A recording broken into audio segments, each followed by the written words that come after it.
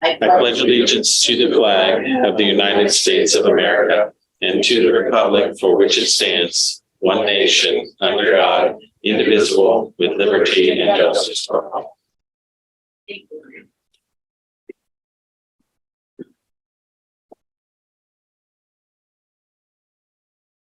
I'd like to call the December 12th, 2022 regular meeting of the Southwestern City School District Board of Education to order. Roll call. Mr. Bosso? Here. Mr. Caldwell? Here. Ms. Martindale? Here. Mr. Shriner? Here. Ms. Johnson? Here.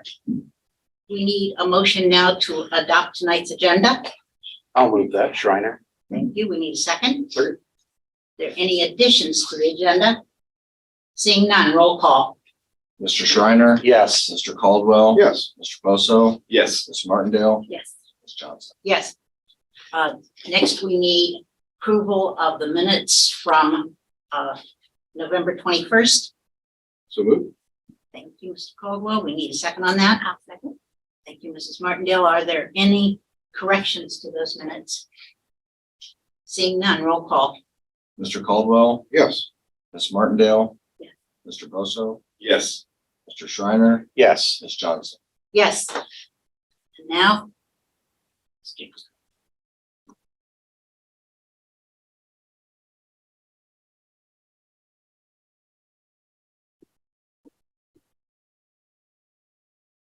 Good evening, President Johnson, Vice President Caldwell, members of the Board of Education, Dr. Wise and Mr. Garside. This evening for a student recognition onto this board, it's my pleasure to recognize Navy JROTC cadet in Grove City High School senior, Moises Falcon.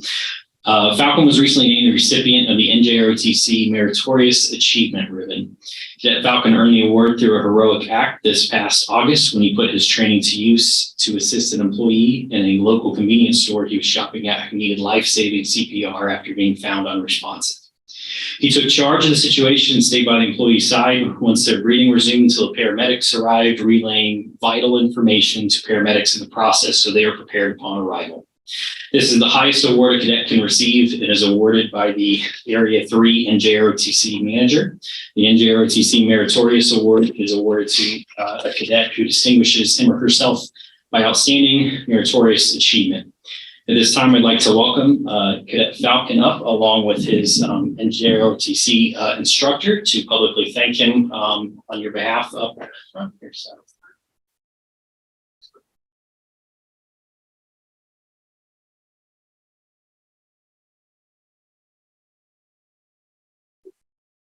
Hi, Cadet Falcon. You read the statement, so that's pretty much what it says on here, but on behalf of the Area 3 manager, Commander Jordan, the Navy Junior Reserve Officers Training Corps, Area 3 manager takes pleasure in presenting the NJFTC Cadet Meritorious Achievement Ribbon to Cadet Chief Petty Officer Moises Falcon for meritorious achievement. Everything else was read. So I've been here 21 years. This is the second time in 21 years I've ever seen anybody get this award. So it is very prestigious. It's kind of like the silver, Medal of Honor or whatever in the real world. But the only other person that got it was the Grove City police officer, Nick Kingsbury. That was probably about 10 years ago. So congratulations.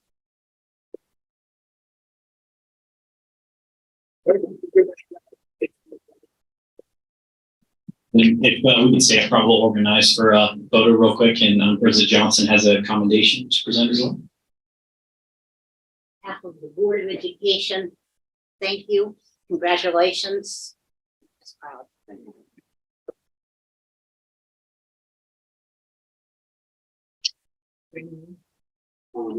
Say when I first moved to Grove City, I didn't know if I'm going to do great or bad in this town, but luckily you guys got me there.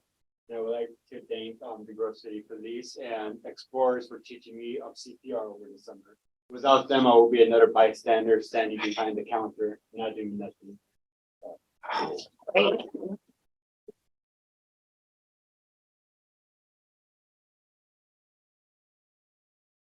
Okay, ready? Yeah.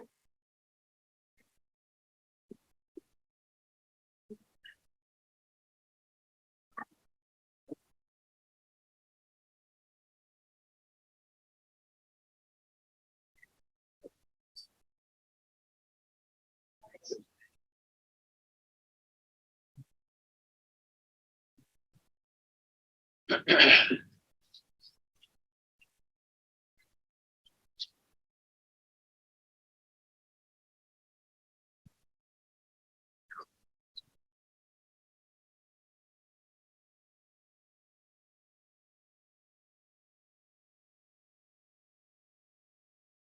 congratulations, and you folks have a safe trip home. Now, our second presentation this evening, Mr. Garside. Madam President, members of the board, I want to take this time to annually in December, I talk about our previous fiscal year's annual financial review. So the review is on fiscal year 2022, which ended on June 30th of 2022. There are really three basic reports I talk about throughout the year. One is a 5-year forecast that was presented in October, talks about where we were at the end of fiscal 22 and where we project to be the next 5 years. The other one that we just are wrapping up with right now, we have a financial audit done every year. And as a part of that audit, they look at our annual comprehensive financial report. That report is very technical in nature. It's 180 pages long. It has modified accrual basis accounting. Who uses that document primarily are investors that are looking at buying bonds from the school district. When we sell bonds to build our buildings, that's a document that they go to that the investors look at to rate our district and look to see where we stand with our finances. So it's one that we do every year, very technical, not really easy reading. So as part of our performance audit several years back, they wanted the district to put out something called a much shorter version, a popular annual financial report, just to go over some highlights of the school district, what's going on. And that's in summary fashion. It's short. It's only a few pages long. And I just want to go over a few highlights from that report. The report is also attached to the board docs, and it's on there if you want to look at it. But I'm just going to go over a few graphs that I think are important. So the first ones are general fund revenues by source. If you look at compared to last fiscal year 21 to fiscal year 22, our overall revenues decreased by about almost 2%. Now, before you get shocked by revenues decreasing, overall in the state of Ohio, there was a pretty major significant change that happened with the new state biennial budget. We used to account for all of our community school kids and our also our scholarship children. We received revenue for them, and we also showed a corresponding expenditure for them. Those two things are taken out of our revenues and taken out of our expenditures. So it kind of makes sense that we would go down in revenue because that was about $15 million. So that came off the top. So overall revenues decreased by, like I said, about 2% or roughly $5 million. But that decrease was offset by a couple things that did have a positive impact on our revenues. Two of those things were we had a couple of Medicaid reconciliation payments that are about $1 million each that came in one fiscal year. That caught us up for 2019 and 2020. We are currently working on 2021, and I've just filed working on 2022. The reason why those are backlogged, there was about a 6-year period of time where we weren't sure if we were going to get reimbursement for our Medicaid dollars that we spent. So once that avenue opened back up, we started filing our Medicaid reimbursement reports. We've gotten somewhere between $700 or $800 to $1 million a year for those. So it's definitely work that is well worth doing because it's a pretty good chunk of money. So we had, which was uncommon last year, we had 2 of them done and reimbursed that in one fiscal year. The other thing, we had quite a few payment in lieu of taxes come in for settlements with some of our commercial properties out there. I'll talk a little bit about that a little bit more. As far as our property taxes go, as you see on the slide, right there, that slide, it shows that we have 34% comes from real estate tax and another 4% from public utility personal tax.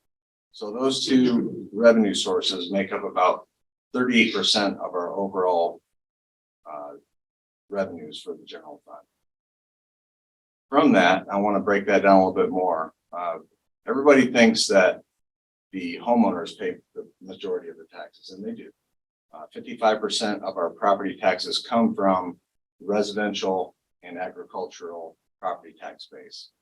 But something that this district has a pretty strong, I think it's important to note, is that this district has a pretty strong commercial and industrial tax base as well. 45% of our funds come from commercial and industrial properties. You can see our district's pretty strong in our commercial tax base. The biggest taxpayer, if you didn't know this, is the casino.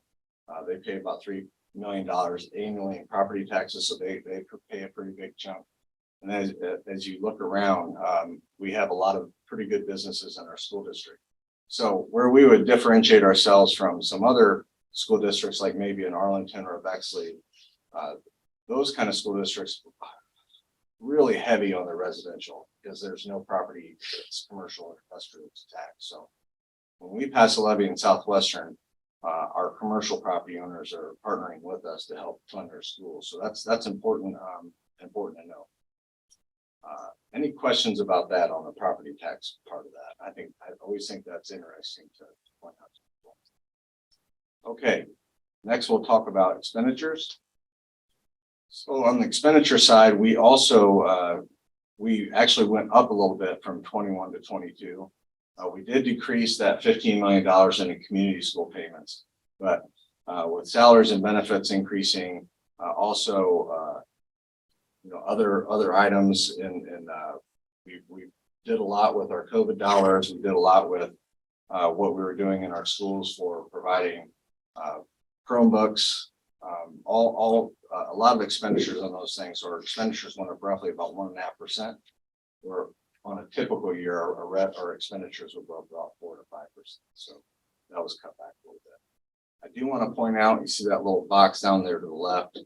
If you look at how we spend our funds, instruction makes up 72 cents on every dollar, and transportation and plant maintenance makes up about 14 cents of every dollar. So most of our dollars are going into the instruction of our students. So I think it's important to point out that 72 cents of those every dollar is spent on instruction. Next, I'd like to talk about our other fund types. The two slides previously I was talking about were general fund revenues and expenditures, but we do have some other fund types. We have special revenue funds, debt service funds, capital project funds, enterprise funds, and then I lumped these two together, internal service and agency funds. Special revenue funds account for things like our Head Start program, Title I, and also the COVID and the ESSER dollars that we received over the last couple of years. So that makes up, special revenue funds make up roughly 20% of our other fund types. Our debt service fund is about 8% of our other fund type budget. That's used to pay the mortgage on our buildings that we're building. So we issued debt, we built the buildings, and then we have to pay off that debt over time with property taxes. We do that in our debt service fund. So it's all accounted for. If any taxpayer wants to come in and look at, where we're collecting our tax dollars in our debt service fund and how we're making our payments to pay off our bonds that the schools are built with, it's easy to pull that out to show. Capital projects fund, roughly 38% right now, our last fiscal year. This was higher than normal. If you think about it, we had a lot of construction going on. Those buildings just opened in the fall. So it was a big push to get those buildings built. And the highest part of the highest expenditure year is that last year of construction. So we had a lot going out the door. Our construction funds are pretty well spent down now. We're coming to the final phase of wrapping that project up. And we do plan on having some funds come back to us. We were on time and on budget. We feel good about that. We've been pretty consistent with that in the school district and managing our construction projects well. But you will see that capital projects dollar percentage go down as an overall piece of the other fund budget next year because we spent all that and we got the buildings up. Last two ones I'm going to talk about are enterprise funds. This is primarily our food service fund. Makes up roughly 5% of our other fund budget. Food service is required to be accounted for outside of the general fund and other funds. And they have sales. They also get federal reimbursement, and then they pay their salaries and benefits and their food costs out of their own special funds. So we can track to see if they're staying afloat. and that they're having a positive cash balance at the end of the year. I will tell you, throughout the state of Ohio, it's not uncommon for school district general fund to have to transfer money over to the food service fund to help pay for salaries and the expenses in that fund. Since I've been here in Southwestern, we have not had to do that. We've had very good food service directors. I would like to give a shout out to Lisa Hamrick. She does a wonderful job. She's continued on the tradition of good food service directors we've had in the school district. And she's done a great job at pulling that through with all the COVID and all the things that were going on. I mean, when you don't have school, it's kind of hard to sell lunches. So we still have those salaries and we still have those people on board. So we did a good job with that. And I would just like to say that she really, her and her department really shined during that time. And last but not least, internal service and agency funds. These are funds we are self-insured on our health insurance. So we take premiums out of our employees, and the district also puts money into a self-insurance fund. As claims are paid, the dollars are there, we pay our claims, and then we have a cash balance in that fund. So we're solvent under self-insurance funds. We also have workers' comp costs, that we have money to go in the workers' comp fund, and as we have claims in workers' comp, those claims come out of there. So those types of funds are really just a pass-through. They're funds that aren't really ours once we move them aside into another fund, another agency, or another purpose are set aside for those funds. So that's the explanation of those, and that accounts for about 28% of our overall other fund. Last but not least, I just talked about this during the 5-year forecast, and I was hopeful that the new CUP report would be out so we could talk about the 2022, where we stood with per pupil expenditure. I looked last year, that CUP report came out December 22nd of 2021. So I anticipate it's coming out soon. I do anticipate that our ranking will be roughly the same, 12, 10, 11, 12, 13, somewhere down there in our per pupil expenditure as we compare to other Franklin County schools. I will say that our millage rates for the left and the middle columns, those are our millage rates for all funds, PI, bond issues, and general fund. And then the middle column is just for operating dollars on our general fund. Those millage rates are effective rates for class 1 residential and agricultural rates. And I think you probably know that there's 2 school districts that passed new levies with new money. You had Upper Arlington and Worthington that have passed new levies, so their amounts will go up.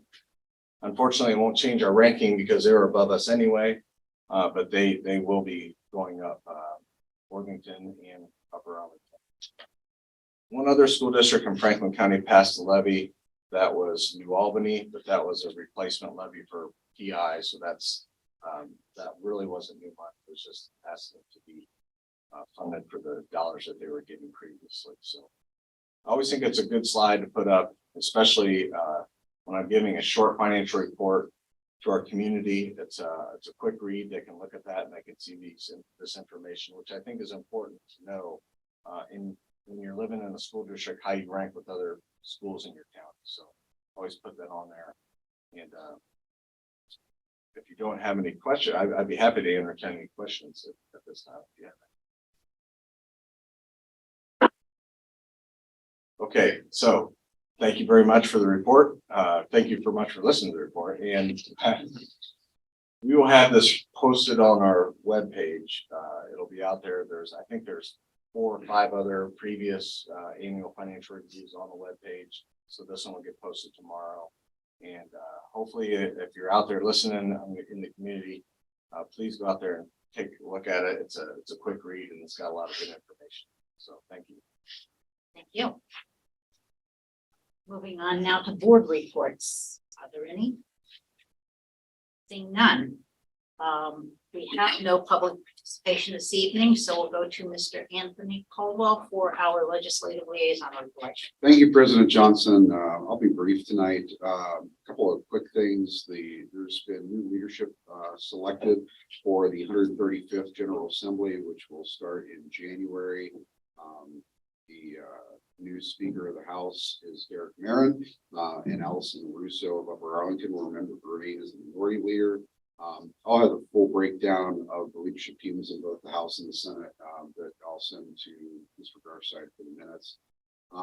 There is an election or education reform bill moving through lame duck right now. Lame duck's the period after the election through the end of the biennium, which will end December 31st. That's Senate Bill 178. There's been a lot of hearings and conversation on this bill. The Ohio Senate passed the bill 22-7 and now heads to the Ohio House. Governor Mike DeWine has also weighed in on the bill, encouraging Speaker Cupp and the Ohio House to pass the bill. And so we'll see what the traction is on that bill over the next 2 weeks, and we'll have a report out on that in our January meeting. There's also been several other bills that have been moving related to education during lame duck. I'll send those and have those included in the minutes, as well as recently introduced legislation. Unfortunately or fortunately, depending on how you feel about the bills, those bills will die at the end of the year. They will have to be reintroduced next year, but we'll include all of those in the minutes for the public. So that concludes today's report. Thank you, Mr. Caldwell. Mrs. Martindale on student staff achievement. We have several things, so I'm not going to be quite as brief. First of all, congratulations to Grove City High School's Navy JROTC program for designated as distinguished unit with academic honors for the 2022 school year from the United States Navy.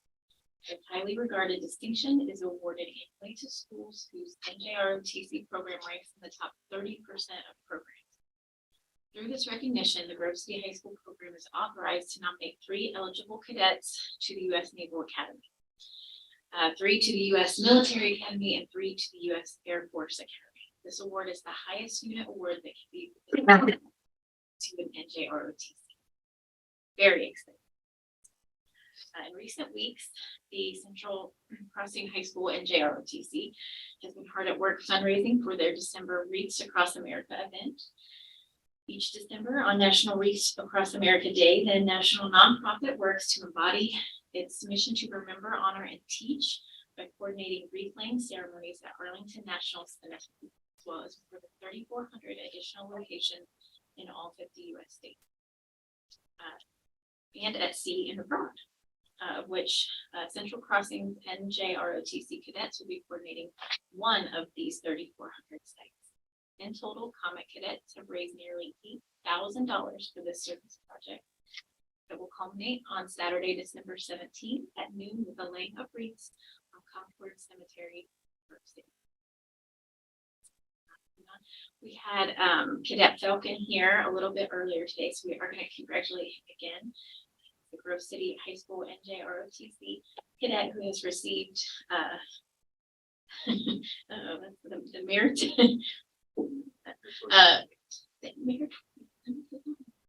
achievement ribbon. This is the highest award that a cadet can receive and is awarded by the Area 3 NJROTC manager. It's really awesome, and to hear what he had to say tonight.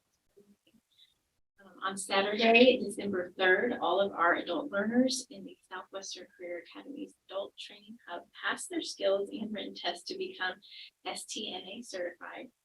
Congratulations to these adults and Adult Training Hub coordinator, Denise Jasicki, on this accomplishment. And then continuing on, we have Southwestern Career Academy seniors Callan Kaidish, Cody Levins, and Cole Perry of the App Development Program recently earned a top 3 spot for their app development skills through the Congressional App Challenge. Additionally, members of the U.S. House of Representatives challenged students in their district to create and submit original apps for a chance to win the Congressional App Challenge. Callan Kaidish, the winner of the Ohio 15 district, and his app will be put on display in the Capitol for a year, along with another first place winner from each congressional district across the country. He will also be invited to the Week of Code in DC. Congressman Mike Carey stopped out today to present the awards to students in front of fellow students and staff. So congratulations. That's it. Huge accomplishment. Okay, and then moving on to our Southwest City School District Gives Back. This month, the District Service Center organized a basket raffle of donated items that employees put together, and all proceeds are going to purchase backup clothing, undergarments, and personal hygiene items for our school nurses and clinics. Grove City High School raised $811.02 in October through the Student Council's Costumes for a Cause event. Students and staff wore a costume to school if they donated $1 to the Central Ohio Ronald McDonald House. Franklin Heights High School students gave back to their community in partnership with communities and schools. These students helped distribute free meals from a generous food truck, Blazin' Hibachi, as a part of the December 10th Feed the Neighborhood Night. So way to go, Golden Falcon. And our final item, across the district, our students have been engaged in a number of canned food drives through student leadership groups, such as student councils of Darbyville Elementary and West Franklin. Thank you for all your continued efforts to give back to the community that has given us so much for learning. So that concludes my student achievement. Thank you, Mrs. Martindale. Moving on now to items for action, school and operational management, Mr. Bosso. Thank you, Madam President. On tonight's agenda under fiscal and operational management, we have 8 items for action. With the revised permanent appropriations for fiscal year 2022-2023, it's recommended the Board of Education approve the revised appropriations, and that exhibit X1. Item number 2, the investment and financial statements for November of 2022, exhibit X2 and X3. It's recommended that in accordance with section 135.14 of the Ohio Revised Code, the Board of Education approved the November investments and cash position report of the month for November 2022. As submitted, total investments $334,948,261.79. Interest earnings month to date is $682,786.83. Interest earnings year to date is $2,815,738.16. Interest rates vary from 0.151% to 4.59%. Item number 3, the payments of bills, exhibit X4. It's recommended the Board of Education approve the payment of bills in accordance with the list of checks for the month of November 2022. Item number 4, donations, exhibit X5. It's recommended the Board of Education accept the donations of $4,835 as detailed in exhibit X5, and authorize letters of appreciation be sent to the donors. Item number 5, the authorization to pay bills in accordance with section 5705.41 of the Ohio Revised Code, exhibit X6. Recommend the Board of Education authorize the treasurer to pay the bills for November, which were not processed in accordance with section 5705.41 of the Ohio Revised Code. Item number 6 are transfers. It's recommended the Board of Education approve transfers as presented in exhibit X7. Some background on these. These are 3 transfers in the general fund that occur each December as followed: the qualified school construction bonds, the Southwestern Administration Association professional development funds, and the Southwestern Educational Association school enhancement funds. Item number 7 would be to set the date and time for the tax budget and organizational meeting. It's recommended the Board of Education set the date and time for the tax budget hearing for fiscal year 2023-2024 on Monday, January 2nd of 2023, with the organizational meeting immediately following. This is put out and approved by the board hopefully this evening, so it can put in dispatch for the public to be aware of it. Item number 8 would be the election or the elect president pro tempore. Is that right?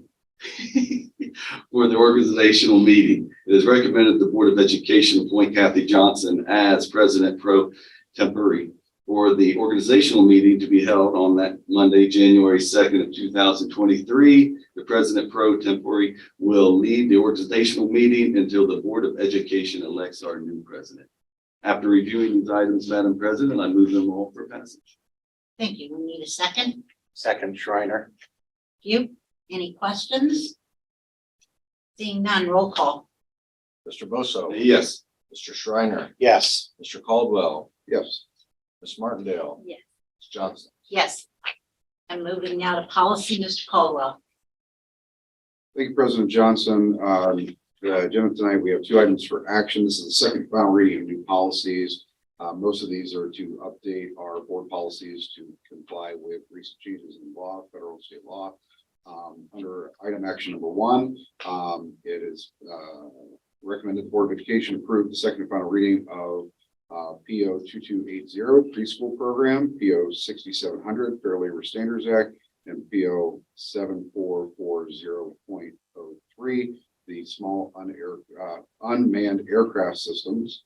And then on item action number two, we have several items too. It's PO 1617 weapons, PO 2423 career advising, PO 2430 district sponsored clubs and activities, PO 2431 interscholastic activities, PO 3120.08 employment of personnel for co-curricular and extracurricular, PO 3217 for weapons, PO 4217 for weapons, PO 5111 eligibility of resident, non-resident students, PO 5420 student progress reports to parents, PO 5460.01 diploma deferral, PO 7217 weapons, PO 8320 personnel files, and PO 8330 student records. Having reviewed these items, I move them for passage. Thank you. We need a second. I'll second. Thank you, Mrs. Martindale. Are there any questions or comments?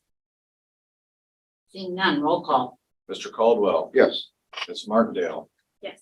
Mr. Bosso. Yes. Mr. Shriner. Yes. Ms. Johnson. Yes. Now, Mrs. Martindale with student school community. Yes, got two items for action tonight.